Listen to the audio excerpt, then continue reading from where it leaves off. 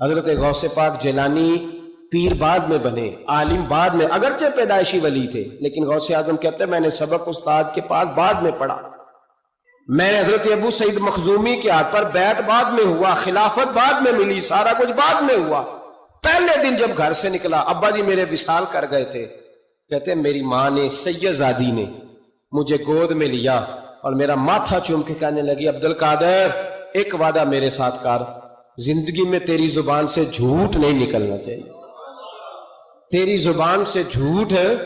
اور غوث پاک فرماتے ہیں جب میری ماں میرے ساتھ یہ بات کر رہی تھی تو میری ماں رو رہی تھی، رو رہی تھی۔ کبھی رو کے بھی کسی نے نصیحت کی ہے بچوں کو؟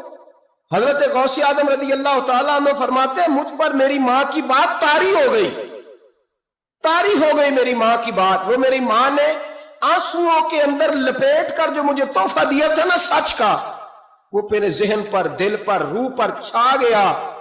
اور ڈاکو جب لوٹنے آئے تو 100 دینار کپڑوں میں سلا ہوا تھا، وہ کبھی کسی نے ڈاکوؤں کو بھی بتایا کہ پیسے ہیں تو لے لو؟ یہاں تو شریعت بھی بڑی ساری گنجائش دیتی ہے کہ بچاؤ اپنا مال، لیکن غوث اعظم رضی اللہ تعالیٰ عنہ فرماتے ہیں ماں نے مجھے آنسوؤں میں لپیٹ کر دیا تھا، لپیٹ کر کے سچ بولنا ہے۔ تو مائیں عظیم ہو تو پھر بیٹے بھی عظیم ہی ہوتے ہیں، ماں عظیم ہو تو بیٹا بھی پھر عظیم ہی ہوتا ہے۔ لپیٹ کر سچ کا تحفہ دیا تھا۔ تو سیدنا غوث پاک فرماتے ہیں جب انہوں نے آ کے کہا نا کہ تیرے پاس کیا ہے، تو میں نے کہا 100 دینار ہے۔ اس نے جیبیں بھی کھولی، ہاتھ بھی کھولے، جوتے بھی اتارے، پگڑی بھی کھلوائی، کوئی شے نہ نکلی۔ تو کہتے ہیں وہ سردار کے پاس لے گیا، کہنے لگا سردار یہ عجیب بچہ ہے، کہتا ہے 100 دینار ہے، سارا ڈھونڈ لیا ملے نہیں، تو یہ جھوٹ بول رہا ہے۔ تو کہتے ہیں جب اس نے کہا نا جھوٹ بول رہا ہے، تو حضرت غوث اعظم کہتے ہیں مجھے جلال آیا، غصہ۔ میں نے کہا خبردار یہ بات نہ میرے ساتھ آج کے بعد کرنا، میں جھوٹ نہیں بولتا، یہ میرے قریب نہیں آ سکتا، خبردار۔ یہاں بچوں کو غصہ تب آتا ہے جب مرضی کا برگر نہ ملے، غوث اعظم کو غصہ کب آیا؟ خبردار سارا کچھ کر، آج کے بعد یہ لفظ نہ کہنا میں جھوٹ بولتا ہوں، عبد القادر جھوٹ نہیں بول سکتا، ہو ہی نہیں سکتا۔ اس نے کہا پھر بتا پیسے کدھر ہیں؟ تو حضرت غوث اعظم نے بٹن کھولے اور الٹ کر کے کرتا کہنے لگے میری ماں نے سیے تھے۔ 12 سال کے غوث پاک، ایک روایت ہے 14 سال۔ یہ ہم لوگ اس کو کہانی سمجھتے ہیں، کہانی نہیں بھائی، یہ واقعہ اگر تیرے میرے سامنے ہو تو اللہ کی عزت کی قسم کھاتا ہوں میں اور آپ بھی توبہ کر دیں، کیونکہ وہ واقعہ نہیں ہو رہا تھا، وہ کیفیات تھی، وہ طاری تھا سارا کچھ اس وقت۔ غوث اعظم رضی اللہ تعالیٰ عنہ کا یہ پیسے 14 سال یا 12 سال عمر مبارک ہے، ڈاکوؤں کا سردار کہتا ہے مجھے 22 سال ڈاکے مارتے ہو گئے تھے، اور 14 سال کا بچہ عشق لگا سی کھیڈا کھیڑ دی۔ 14 سال کا بچہ غوث اعظم نے پلٹ کے دکھا یہ پیسے۔ تو وہ ڈاکوؤں کا سردار کہتا ہے کہ پتہ نہیں مجھے کیا ہوا کہ بچے کے جذبات کس طرح کے ہیں، افکار کس طرح کے ہیں، خیالات کس طرح۔ کہتا کہ کہاں جا رہے ہو؟ کہا میں علم سیکھنے بغداد جا رہا ہوں۔ تو کہا بیٹا دنیا پیسے چھپاتی ہے، تو نے بتایا کیوں؟ تو حضرت غوث اعظم نے پیسے اتار کے پھینکے، کہنے لگے پیسے تو رکھ، میں اس لیے بتا رہا ہوں کہ ماں سے وعدہ کر کے آیا ہوں کہ سچ بولوں گا، لے پیسے تجھے دے رہا ہوں۔ ڈاکوؤں کا سردار کہتا ہے بچے کی اتنی عمر نہیں جتنے مجھے پاپ کرتے سال گزر گئے، اور اس بچے کا ماں سے کیا ہوا وعدہ مجھے بدل گیا۔ میں دوڑ کے پیچھے گیا، میں نے کہا عبد القادر مجھے بھی یار بغداد ہی لے چل۔ کہا وہاں کیا کرنا ہے؟ کہا جس استاد کے پاس تو آگے بیٹھ کے پڑھے گا میں اس کے پیچھے بیٹھ جایا کروں گا، چلو بڑھاپے میں بھی کو رٹا لگا کے قرآن و سنت سیکھ جاؤں گا۔ تو کہتے ہیں تجھے کیا ہوا؟ کہنے لگے عبد القادر تو ماں سے کیا ہوا وعدہ نہیں توڑتا، میں رب سے کیے ہوئے وعدے توڑ رہا ہوں، توبہ میری۔ ڈاکوؤں سے کہنے لگے جاؤ کوئی سردار اور بنا لو، مجھے تو ماں بیٹے کا رشتہ جیت گیا ہے، یہ ماں بیٹے کا رشتہ مجھے جیت کے لے گیا، میں جیت گیا ماں بیٹے کے رشتے میں، یہ مجھے فتح کر گئے، تم کوئی اور سردار بنا لو۔ تو 22-23 ڈاکو تھے، پیچھے آ کے بیٹھ کہنے لگے سردار اگر گناہ اکٹھے کیے ہیں تو نیکیوں میں اکیلا تو نہ چھوڑ۔ او بھائی ماں بیٹے کا رشتہ اور ماں بیٹے کی تربیت، تو 14 سال کا بچہ توبہ کرا جاتا ہے، پر مصیبت یہ ہے کہ ہم وہ مائیں تیار کرنے میں کامیاب نہیں ہو سکے، لیکن ہم نے سدا ناکام نہیں رہنا۔ ایک درویش کی بات کر کے سمیٹنے کی طرف حضرت ابراہیم بن یزید نخعی रहमतुल्लाह ताला अलैह। हज्जाज बिन यूसुफ ने जब बड़े जुल्म किए ना, तो एक शख्स उठा, हजरत इब्राहिम बिन यजीद नखई रहमतुल्लाह, जिन्होंने हज्जाज के खिलाफ फतवा दिया कि जालिम है, और फिर तकरीरें की कि जालिम है। लोग समझते हैं कि उलमा की तकरीरों से क्या होता है, उलमा की तकरीरों से इनकलाब आ जाता है। आप यकीन करें, उलमा का कलम तलवार से ज्यादा काम कर दिखाता है। फतवा भी दिया, तकरीरें भी की, इस कदर ज्यादा उनके फतवे की नकलें तैयार करके बांटी गई कि हज्जाज परेशान हो गया। सिपाहियों कहने लगा गिरफ्तार करके लाओ इब्राहिम बिन यजीद नखी, जहां मिले गिरफ्तार करो। सिपाही गिरफ्तार करने गए। उलमा और मशाइख से जो लोग प्यार करते हैं ना, वो रूह की गहराइयों से प्यार करते हैं, जाने देते हैं अपने बुजुर्गों के नामों का। लोग उनको उठा के ले गए, कहा बाबा जी हम हिफाजत करेंगे, दूर उनको कहीं छुपा दिया।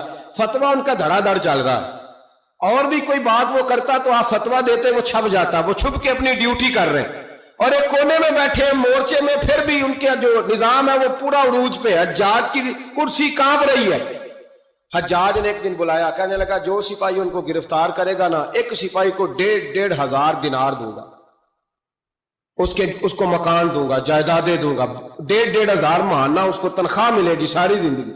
गिरफ्तार करो। अब वो सिपाही गलियों में घूमने लगे, किसी तरीके बाबा पकड़ा जाए, लेकिन ना पकड़े गए। एक दिन एक बुजुर्ग थे, उनका नाम भी इब्राहिम बिन यजीद था, लेकिन वो इब्राहिम बिन यजीद नखई थे, ये इब्राहिम बिन यजीद तीमी थे। ये इलाका तीम के रहने वाले, उम्र भी तकरीबन एक जैसी थी, मोहल्ला भी एक था। तो वो दरवाजे पे नमाज पढ़ के बाहर निकले, तो उन्हें पता है कि लोग इब्राहिम बिन यजीद, पता है उन्हें। कहा तुम्हारा नाम क्या है? कहने लगे इब्राहिम। वालिद का नाम का यजीद। इब्राहिम बिन यजीद कहा, उठाओ भाई।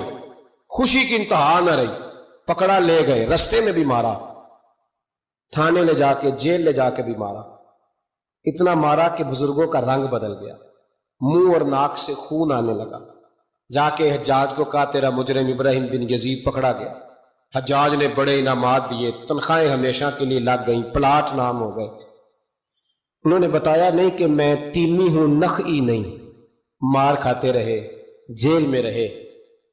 अब फौजें चुप करके बैठ गई। उनका जो फतवा था वो ज्यादा फैलने लग गया, क्योंकि अब उनकी तलाश खत्म हो गई, खतरा खत्म हो गया, काम वो ज्यादा करने लग गए। यहां ये गिरफ्तार हो गए, हालात बड़े कठिन हुए। कुछ इलाकों में कुछ जेलें सख्त होती। हज्जाज बिन यूसुफ ने दिमाश नाम की जेल बनाई हुई, उस जेल में जनाब इब्राहिम बिन यजीद तीमी को डाल दिया। आपकी उम्र 60 साल थी, मां की उम्र 90 साल थी। मां बेटा ढूंढने लगी, ढूंढते ढूंढते ढूंढते ढूंढते किसी ने बताया कि वो इब्राहिम नखई के धोखे में तेरे बेटे को ले गए। मां जेल पहुंची, बेटा मां से जब मिला तो बेटा कदमों में गिरा। चेहरा देख के मां का कलेजा फटा, इतने जख्म मेरे बेटे के वजूद पर। का बेटा, उन्हें बताया क्यों नहीं कि तू तीमी है, नखई नहीं? बताया क्यों नहीं? तो जनाबे इब्राहिम तीमी ने मां के मुंह पे हाथ रखा, अम्मा चुप कर जा, मैं एक जाहिल आदमी हूं, मेरे वजूद से उम्मत का फायदा कोई नहीं। वो रसूलुल्लाह के दीन का चमकता हुआ चिराग है।